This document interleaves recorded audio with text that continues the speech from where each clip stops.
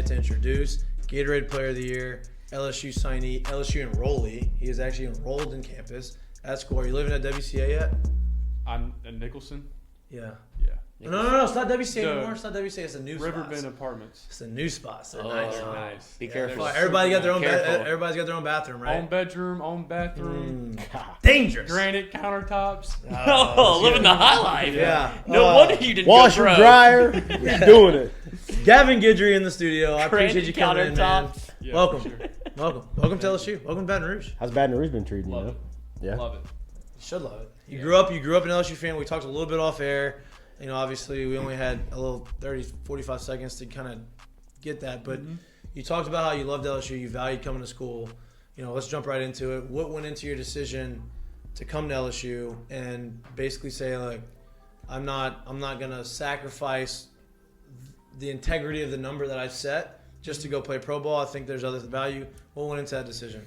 Yeah, like I said, I mean, there's a lot of value in coming to school for me, especially whenever, you know, the first time I met Coach Jay, he was, I mean, Nails. competitor, tough guy, kind of like Coach Glenn back from high school, but more of like a modern version. And Yeah. Modern person. I think it's a very good point. And, you know that there's cameras around and all that stuff. Can't say certain things, but he's cutthroat and he's on you, and yeah. he's not going to let me come over here and kind of just be watered down. You know, he's expecting me to come over here and be an LSU legend, to be a top 10, 15 pick, and that was my goal from the day I committed here. You know, if I step foot on campus, that I want to be one of the greats to play here, and if I don't, then that means I got a lot of money. There you go. That's the best way to go about it. Yep. Yeah. You, like, for me, I've always said coming out of high school, and I wasn't as highly talented as you coming out of high school. I was kind of a late bloomer, but after coming to LSU, we won a national championship my freshman year. Me and Jerry got to play together. After leaving, looking back, I was like, I valued my experience at LSU at no less than $2 million. And the longer I played in pro ball, I was like, well, I valued my experience at LSU at no less than $3 million, right? Like, so I talked to Josh Smith because, you know, it was All-Star break. Yeah. He came back in town, and he was in the cages whenever I was over there hitting the other day.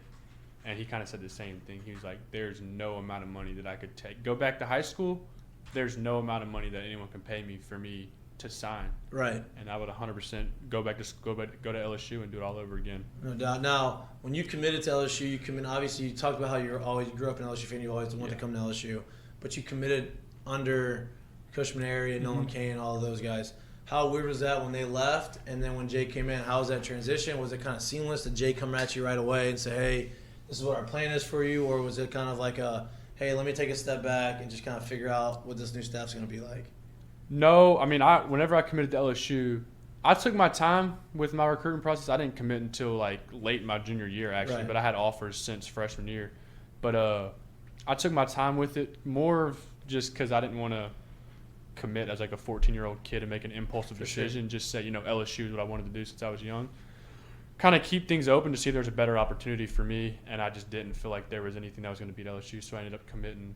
And then Jay came in, and he got off the plane here, and he was still in the airport whenever he called me. He was calling all the guys. It wasn't just me. Right. He was still in the airport whenever I got on the phone. And he kind of – they were pretty aggressive from off the Which rip. is good. Because they knew what they had coming in. You know, our recruiting Yeah. class was really good, and they wanted to keep as many guys as possible. So When Jay came on our show, and he didn't come actually in studio, it was a video interview, right? And I have the quote here. He said, Gavin Guidry is the kind of player I want to build this program around. Does that give you, like, I'm sure that's things that he's told you privately in conversations, but come out and publicly say that, this is before the draft, I'm sure it was a little bit of him like, yeah. hey, I'm trying to get a little last minute Last recruiting in, but gas. like, how does that feel to hear, like, damn, like, this is not like, you know, no offense to these, I'm not even gonna say the name. Just it's not a small school, right? That this is like LSU, which is the mecca of college baseball, and a guy who knows the expectations here is to win a national championship. Like, how does that make you feel when that guy is like has that much confidence in you already?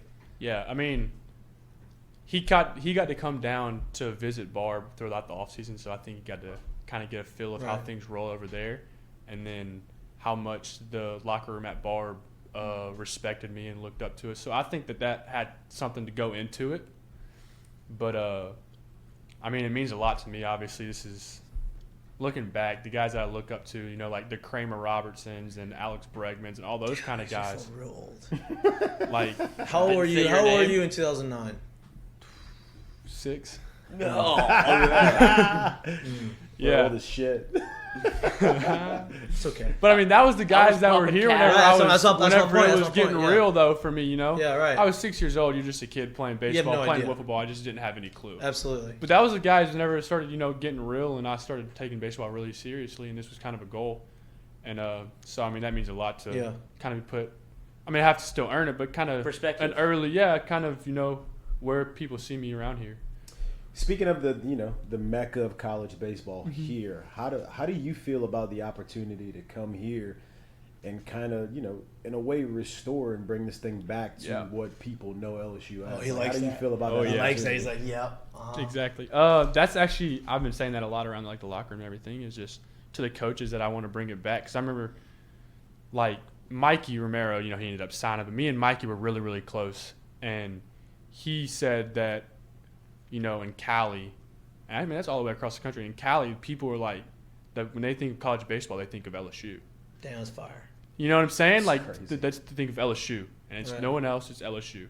And it just hadn't, you know, the last couple of years it hadn't been like that. They haven't had to make the big run and kind of throw the final energy punch. that normally happens in the postseason, But, I mean, that fires me up for sure. Here's the Just deal. thinking You about build getting that. it back to the 13,000 people in the For sure. It's been a while since we've seen, you know, real. You know, we have a postseason first baseball rounder on here. the mound. We're playing against Tennessee or Vanderbilt. They have a first rounder on Friday the mound. night. And it's dog eat dog. And He's just never get at thought it. about this at all. I don't No, think he's did I don't think he's that, not yeah. about this at all. No. Boner check. But like this is built. That is built. Like that passion, that energy is built with guys that, obviously, look. Mikie Romero's from California, and he wanted to come to LSU because that's what they think of, right? College baseball, LSU. But you don't have that. You don't really have that like commitment and feel. You do, but not as much as someone that's in LSU state that grew up feels, watching it, right? And like that's how you build that type of energy. Is have guys like you that want to do it, that are talented enough to say, you know what, I could have been a first rounder, but I don't want to. I want to come to school and be able to prove that and do that and still be a first rounder later, because I have enough confidence in myself to come here and develop, right? And that's a special one. That's a special person to do that, and two, like that just shows the mental makeup. Obviously, you're raised really well. You're groomed this way. I know that Chiquinis have a ton of, you know, history pushing guys out of Barb. Is Garen a coach there? Yeah, he is. How do you like Garen? really? Love Garen. I Yeah, didn't know that. he is a coach. He's like our main hitting guy. He hits with us all the time. Me and Garen got really close over the last 2 years. But, Did I they love give you Chiquini. any advice as far as like draft or college or LSU? Because I know there's a whole I mean, situation. they both signed out of high school. Right. So I think they wanted me to sign more, Okay. but I mean, everyone has their own view Absolutely. on it, right? Absolutely. I talked to Garen about. I actually talked to Garen about this, but he said that, you know, he doesn't regret, you know, not going to school. And He got a lot of he money. doesn't regret. Right. Yeah, he got the money. He lives a good life. I mean, he's making a lot of money. He has a daughter and a wife, and I mean, he lives a good life. He's happy. So White picket fence. yeah, I mean, he doesn't have regrets, and that's just how that family is too. Though, Yeah. I mean, For sure. they don't look for things to complain about Which at is all. good. Yeah. Yeah. So.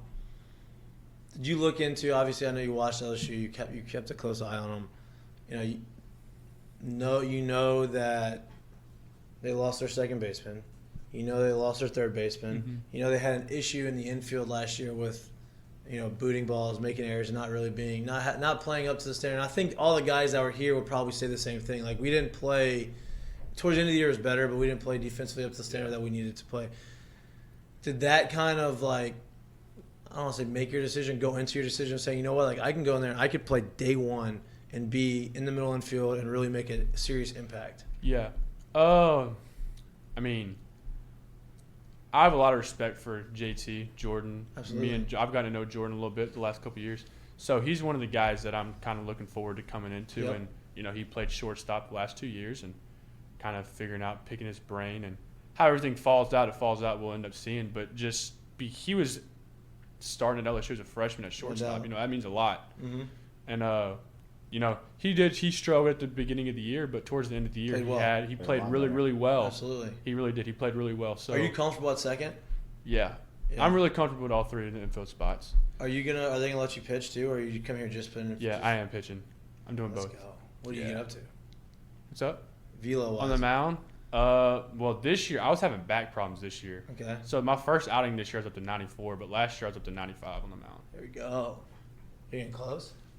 That's what I want to do. Yeah. That's what Jay wants me to come do. Off too. That's what Jay wants. Come out of shortstop. Bring the that's glove. that's what I live for too. That's what I live for. You gotta go there like Little League style, bro. Pitching. Get the guy in from the shortstop, put him on the mound, give me the glove, get this guy Yeah, out. Gavin, you gotta untape. I'm telling you, I actually used to do that all the time in high school. Take the tape off. Take the the wrist. tape off. No more like all the things. But my favorite thing is closing. Starting games and kind of taking a game over is really cool, but striking out 15 a game in high school. Coming in though, and kind of cleaning stuff up whenever someone's struggling is also really, really cool. Yeah, I can imagine. When things are going down the drain and you can kind of see the game starting to turn, and you just take the momentum right back in your way. Yeah, is really fun. Yeah, no, I can imagine. So you're here now, right?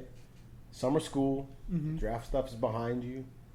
Back problems, I hope, is behind you. How's everything been going since you've been here? Really good. So after like the combine and everything, I had completely shut down. Like I haven't picked up a baseball since I've been here actually and thrown. Yeah. I've been hitting, but I haven't thrown a baseball since I've been here. Just to kind of reset, let everything go, and just talk with Travis, the strength coach, and Jay, and just get everything going how I want. The last thing I wanted was a lingering injury coming in. Right. Just I have a little bit higher of a mountain to climb as far as strength-wise, just because I took time off, but I'm healthy now. Right. So that was the most important thing is being healthy. Now you said you went to the combine. This is the first year of the combine or second year? Second. Of the combine? This was the first year that it was like really. Yeah. So talk to me about that, because we've always talked about like basketball has the combine, football has the combine, baseball never. They always had like these pre-draft workouts, but never really like, hey, get everybody in one spot and show out what you can do. Basically, like. The high school showcases on steroids is what it is, basically. How was that? How was your experience then? How did those things kind of run? It was cool. It was really cool because there were a lot of guys there that you haven't met yet, and you watched play and throughout the season, and they were really good. They were gonna be first rounders, and you got to talk to them and meet them. But there wasn't really much going on. Really, you had a lot of free time to just hang out and meet guys. You had interviews with the teams. They had everything scheduled out for you and like really organized. If there was a team that wanted to meet with you, they had a 30-minute time slot and they couldn't go over. Oh, wow. So they had everything under control. They couldn't just keep you there forever. Yeah.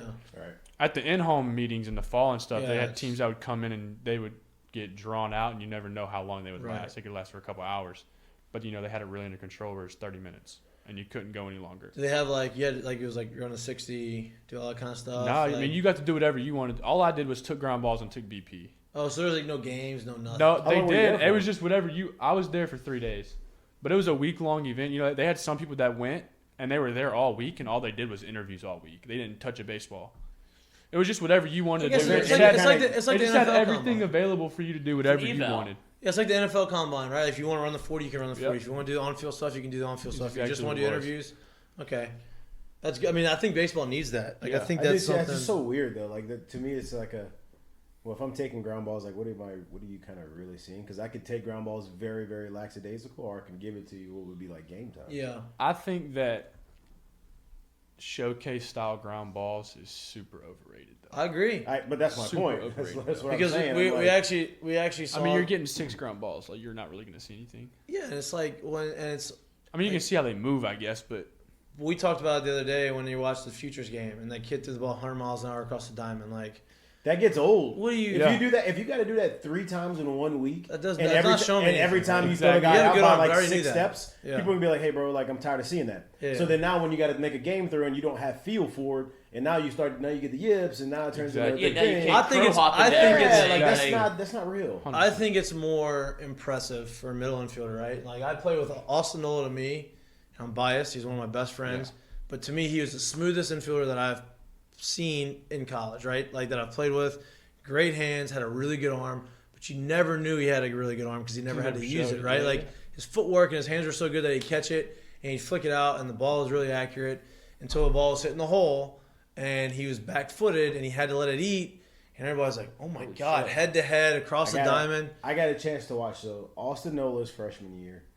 DJs. My first 2 years, well, DJ too, before that, but my first 2 years in pro ball, I got a chance to watch Andrelton Simmons and Didi Gregorius play shortstop. Yeah, and at that point is when I realized, like, all right, so because you could just tell, dude. And at that point, I'm like, really good shortstops, really good infielders, they just never look like they're trying. It doesn't really matter where the play is. Like, they just really never look like they're trying. I was and like, they don't look like they're trying. They're only flashy because they're so. But this is not smooth. shortstop. That's the people that are good at everything, though. Right. Yeah. That's why it just comes super easy, though. And that's why Noel's a good catcher. Yeah. That's why he got moved from shortstop to catcher. He's got good hands. But that's like Stephen Curry shooting a basketball. He makes it look super easy, No but it's doubt. because he's so good at it. No doubt. He makes it look like everyone can do it, No doubt. but not everyone can do it. Did you play any other sports, or you just played baseball? I played sports growing up, a lot of other But in sports. high school, but it was high just school, I baseball? just focused on High baseball. school, Yeah, Do I you played like- football, basketball, track. Do you like watching other sports? Are you a fan of other sports, or are you just a baseball junkie? No, I like other sports. Honestly, I watch a lot of college baseball. I don't really watch that much professional baseball. I mean, Until I just kind of I kind of feel like that happens. playoffs a lot. though. Yeah, Watch every playoffs. I feel like that happens a 100%. lot here, though. Just But I mean, they play like, 160 games. Like I'm not Well, about to yeah. keep up with the team for right. And 160 it's just games. the game. The intensity level makes a big. Like I'm watching the captain, Mhm. Jared Jeter. You're watching that, I'm Yep. assuming. Like you watch all of those games in that documentary, and you hear the crowd, and you're like, damn. And you're thinking about, well, it's just playoff games. You know what I mean? Like they're showing the playoffs. Like you feel that energy. You don't feel that In the during regular the regular season. You don't really start feeling that until end of August is early over. September. Yeah, like until August. Yeah. is You over. know, like when it's like, hey, because then it becomes a race meaningful to games, the playoffs. Yeah. right? No doubt. Well, and a lot of that is very similar to what Baton Rouge is like. Like, there's always attention on the baseball team, but you can tell when it starts to ramp up. Oh, Yeah. for And it's sure. like, oh shit, there's people here now. Like, Yeah, we tailgating. Yes, yeah. Yeah. Yeah. But that was my next question. Is like, obviously, I mean, you like sports, you watch football, but like coming here and being a part of like the LSU football season and being able to go through and be an athlete in that, like that's kind of that's got to be something like you're looking forward to. Too. Yeah, actually, Garrett Nussmeyer, me and him are cousins. So Oh, wow. me and him are like boys, Okay. Talk to his like daddy. boys. Nice. So, QB1. hope Yeah, he's going to be so. a starting quarterback for Hope LSU so. football now. me and him are boys. So I've gotten to know some of them Yeah. well because he lives with Mason Smith and Jack Besh. Mm-hmm. So I'm always over there true, hanging yeah. out with them. Yeah, that's a room. So I'm always over there hanging out with them. So I've gotten to know them pretty well. So it'll be it'll How's be that- even cooler actually just getting to watch and actually knowing For them. sure. Yeah. How's Zion doing? Who? Zion. Who's The dog- Zion? The dog. Jack Besh's Jack's dog. Oh, Z. Yeah. Z is bad. Yeah, well, you know what I mean, his dad doesn't take care of him. It's bad. His I'm dad, imagining Jack. Mason's dog is good, yeah. but Jack's not a What kind of dog is it? good. Same thing. It's a bulldog. Like father, like son. The Oh, exact. God. They're like the exact same dogs, but Shocker. one of them got trained, one of them did not. And you can tell. And you can tell. And you can tell. Do you have a relationship with the guys coming in? Like other recruits? Like, did you know them? I know you said you're friends with Mikey Romero. Yeah. I'd assume that you had some sort of, either whether it be a showcase or like playing travel ball or doing whatever. Yeah, I think that. So our class has, and it wasn't even something that we really talked about. It's like just is what it is. That our common goal was to win national championships when we got here, and so it was almost like without being said, it was just from day one, the first time that we like made group chats and started really talking to each other. Right. That was kind of the goal. So we've gotten to be really close with each other, and we talk on a daily basis, and we all have a lot of respect for each other. So, I mean, we've gotten to know each other pretty well. Yeah. What do you feel about, like, obviously these guys coming in, right? Recruiting class. Part of that recruiting class is the transfers Mm-hmm. and the talent that's been brought in from, obviously the offense had a lot of talent coming in last year. They lost a few guys, but got a lot of guys back. You're bringing in Tommy White Yeah. from NC State, like 27 Stud. home run Yeah. guy. You're bringing in right-handed pitcher from UCLA who's a stud.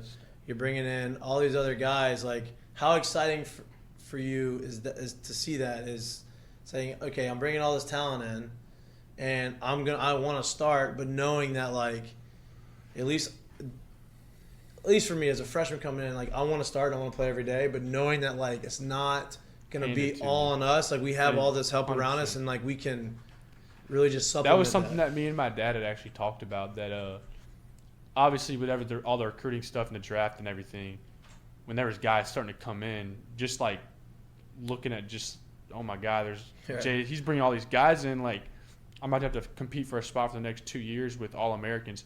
That's how I was looking at it first. But once I realized, me and Jay started talking about the infield depth. And really on the depth chart, there really wasn't that many infielders. There really wasn't that many infielders. I'm going to have a lot of opportunity to win a spot.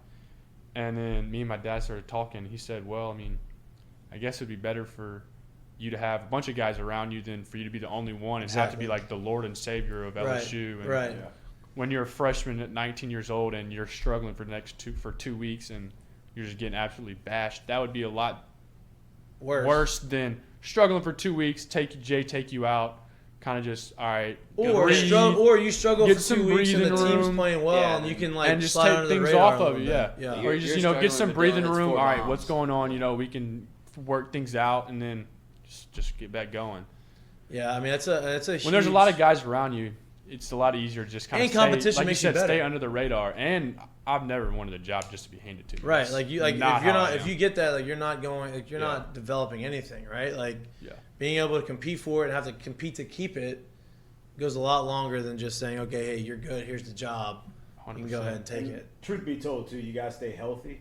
Having a lineup y'all are gonna have as stacked as it is, that in itself is going to help you because there's no breaks. Yep. So they're going to have to pitch to guys like you simply because you are the unproven one yet. Yeah. You know what I mean? Like, and that just is what it is. For so sure. It's going to help you, and I would imagine like those struggling periods would be less of a low, less of a long time, just simply off of stuff like that. You don't have to come in, bat fourth, and play shortstop. Yeah, exactly, for whoa, sure. Jesus, like you actually little get me over fastball when I'm batting sixth in the lineup. Like, see ya, thank you, and I'm feeling good.